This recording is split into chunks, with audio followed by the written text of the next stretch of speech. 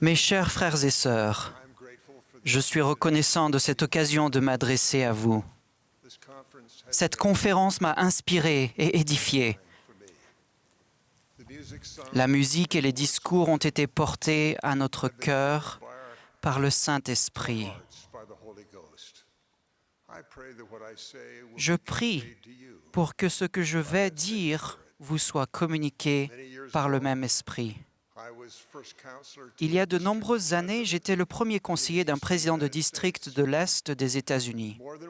Il m'a dit plus d'une fois, tandis que nous nous rendions dans nos petites branches, « Hal, quand tu rencontres quelqu'un, traite-le comme s'il avait de graves problèmes, et tu auras raison dans plus de la moitié des cas. » Non seulement il avait raison, mais j'ai appris avec les années que son estimation était trop basse. Aujourd'hui, je voudrais vous encourager dans les difficultés que vous rencontrez. Notre condition mortelle a été conçue par un Dieu aimant pour être une mise à l'épreuve et une source de progression pour chacun de nous. Vous vous souvenez des paroles de Dieu à la création du monde concernant ses enfants. Nous les mettrons ainsi à l'épreuve pour voir s'ils feront tout ce que le Seigneur, leur Dieu, leur commandera. Depuis le début, les épreuves n'ont pas été faciles. Nous rencontrons des tribulations liées à notre corps mortel. Nous vivons tous dans un monde où la guerre que Satan mène contre la vérité et contre notre bonheur personnel s'intensifie. Le monde et votre vie peuvent vous sembler de plus en plus bouleversés. Laissez-moi vous rassurer. Le Dieu aimant qui a permis que vous ayez ces épreuves a aussi conçu un moyen sûr de les traverser. Notre Père céleste a tant aimé le monde qu'il a envoyé son Fils bien-aimé pour nous aider. Son Fils Jésus-Christ a donné sa vie pour nous. Jésus-Christ a porté à Gethsémane et sur la croix le poids de tous nos péchés. Il a connu tous les chagrins, les souffrances et les effets de nos péchés afin de pouvoir nous réconforter et nous fortifier dans toutes les épreuves de la vie. Vous vous souvenez que le Seigneur a dit à ses serviteurs, je cite, « Le Père et moi sommes un. Je suis dans le Père et le Père est en moi. Et puisque vous m'avez reçu, vous êtes en moi et moi en vous. C'est pourquoi je suis au milieu de vous et je suis le bon berger et la pierre d'Israël. Celui qui bâtit sur ce rocher ne tombera jamais. » Notre prophète Russell M. Nelson a aussi donné cette même assurance. En outre, il a décrit comment nous pouvons édifier sur ce rocher et écrire le nom du Seigneur sur notre cœur pour qu'il nous guide à travers nos épreuves. Il a dit, je cite, « Si vous êtes momentanément découragé, souvenez-vous que la vie n'est pas censée être facile. Il faut supporter en chemin les épreuves et le chagrin. En vous souvenant que rien n'est impossible à Dieu, sachez qu'il est votre Père.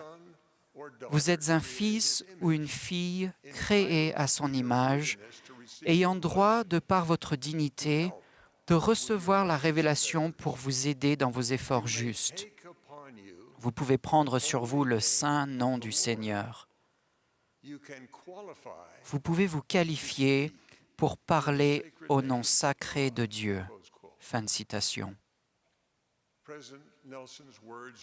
Les paroles du président Nelson nous rappellent la promesse exprimée dans la prière de Sainte Seine, promesse que notre Père céleste accomplit lorsque nous faisons à notre tour ce que nous avons promis. Écoutez ces paroles. Ô Dieu, Père éternel, nous te demandons au nom de ton Fils Jésus-Christ de bénir et de sanctifier ce pain pour l'âme de tous ceux qui en prennent, afin qu'ils le mangent en souvenir du corps de ton Fils, et te témoignent, ô Dieu, Père éternel, qu'ils sont disposés à prendre sur eux le nom de ton Fils, se souvenir toujours de lui et garder les commandements qu'il leur a donnés, afin qu'ils aient toujours son esprit avec eux. Amen. Chaque fois que nous prononçons le mot « Amen » lorsque cette prière est faite pour nous, nous promettons qu'en prenant le pain, nous sommes disposés à prendre sur nous le saint nom de Jésus-Christ, à nous souvenir toujours de lui et à respecter ses commandements. En retour, nous avons la promesse que nous aurons toujours son esprit avec nous. Du fait de ces promesses, le Sauveur est le rocher sur lequel nous pouvons nous tenir en toute sécurité et sans crainte au milieu de toutes les tempêtes que nous rencontrons. En méditant sur les paroles de l'Alliance et les bénédictions promises, je me suis demandé ce que signifie être disposé à prendre sur nous le nom de Jésus-Christ. Le président Oaks a expliqué, je cite, « Il est significatif que lorsque nous prenons la Sainte Seine, nous ne témoignons pas que nous prenons sur nous le nom de Jésus-Christ. Nous témoignons que nous sommes disposés à le faire. Le fait que nous témoignons seulement de notre disposition à le faire suggère qu'il doit se passer quelque chose d'autre avant que nous prenions véritablement son nom sur nous dans le sens le plus important. » Fin de citation. L'affirmation que nous sommes disposés à prendre sur nous son nom signifie que bien que nous ayons pris son nom sur nous à notre baptême, nous n'avons pas fini de le faire alors. Nous devons travailler continuellement à prendre son nom sur nous tout au long de notre vie, notamment lorsque nous renouvelons nos alliances pendant la Sainte Seine et contractons des alliances dans les saints temples du Seigneur. Deux questions essentielles se posent donc à chacun de nous. Que dois-je faire pour prendre son nom sur moi?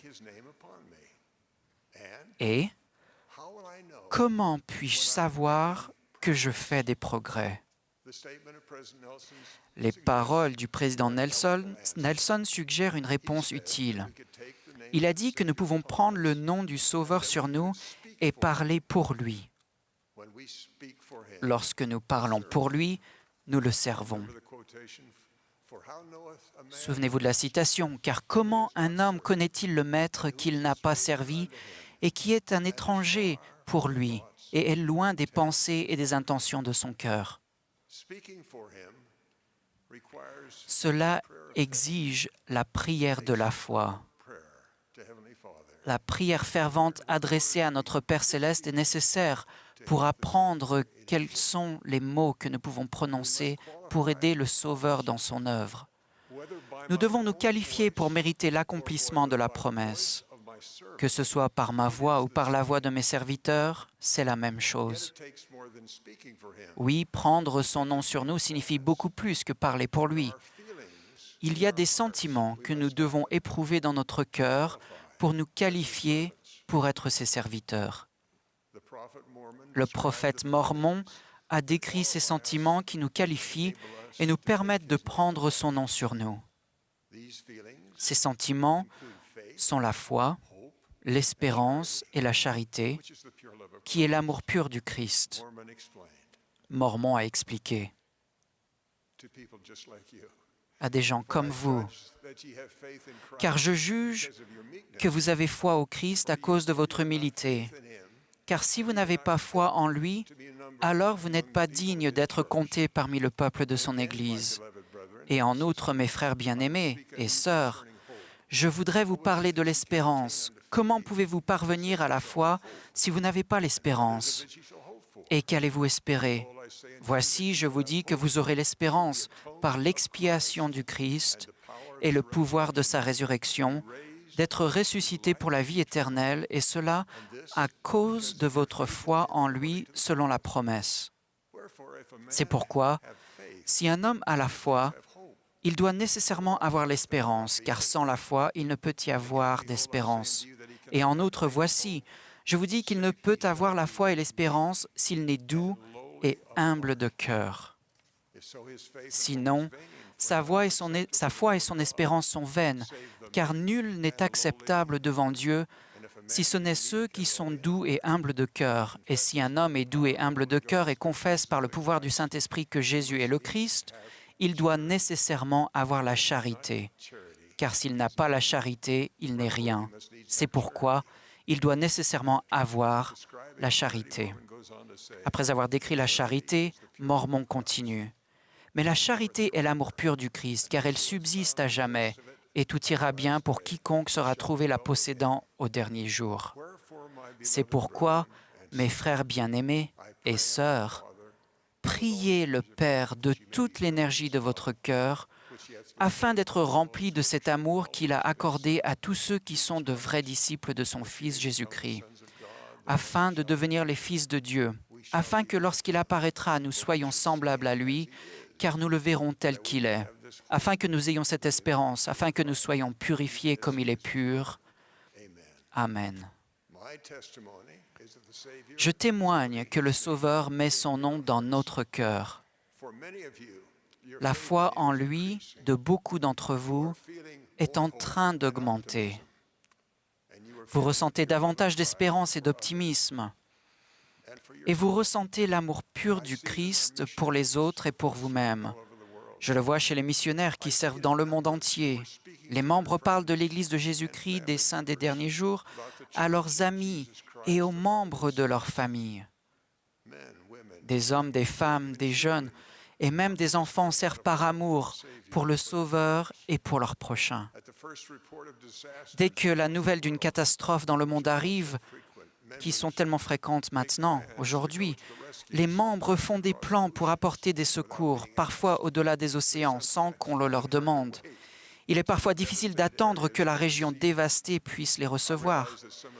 Je suis conscient que certains d'entre vous qui écoutez aujourd'hui ont le sentiment que leur foi et leur espérance sont submergées par leurs difficultés.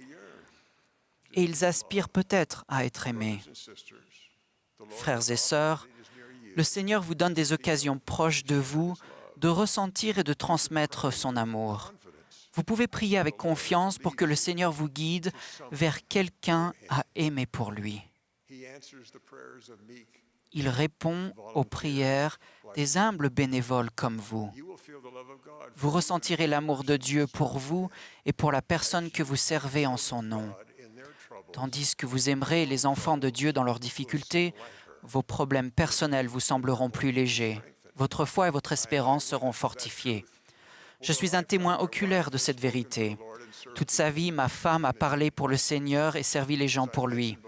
Comme je l'ai mentionné, l'un de nos évêques m'a dit un jour, « Frère Eyring, je suis émerveillé. Chaque fois que j'entends parler d'un membre de la paroisse qui a des difficultés, je me dépêche d'aller l'aider. Mais il semble que lorsque j'arrive, votre femme soit déjà passée avant moi. » Cela a toujours été ainsi partout où nous avons habité en 56 ans. Maintenant, elle ne peut plus beaucoup parler. Elle reçoit la visite de personnes qu'elle a aimées pour le Seigneur. Tous les soirs et tous les matins, je chante des cantiques avec elle et nous prions. C'est moi qui dois faire les prières. Je la vois parfois articuler doucement les paroles des cantiques. Elle a une préférence pour les chants pour les enfants. Le sentiment qu'elle semble aimer le plus est résumé dans le chant « Jésus-Christ est mon modèle ». L'autre jour, après avoir chanté les paroles du refrain « Aime ton prochain, Jésus t'aime aussi, et tout ce que tu fais, toujours, sois gentil ». Elle a dit doucement mais clairement « Essaie encore ».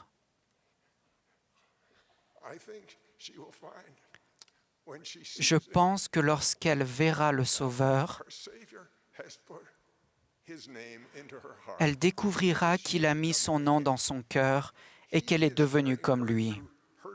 Maintenant, il la porte dans ses difficultés et il vous portera à travers les vôtres. Je vous témoigne que le Sauveur vous connaît et vous aime. Il connaît votre nom comme vous connaissez le sien. Il connaît vos difficultés. Par son expiation, il a vaincu le monde. En étant disposé à prendre son nom sur vous, vous allégerez le fardeau de nombreuses autres personnes et vous finirez par découvrir que vous connaissez mieux le Sauveur et que vous l'aimez davantage. Son nom sera dans votre cœur et gravé dans votre mémoire. Je vous en témoigne avec reconnaissance pour la bonté aimante qu'il a envers moi, envers mes êtres chers et envers vous, au nom de Jésus-Christ. Amen.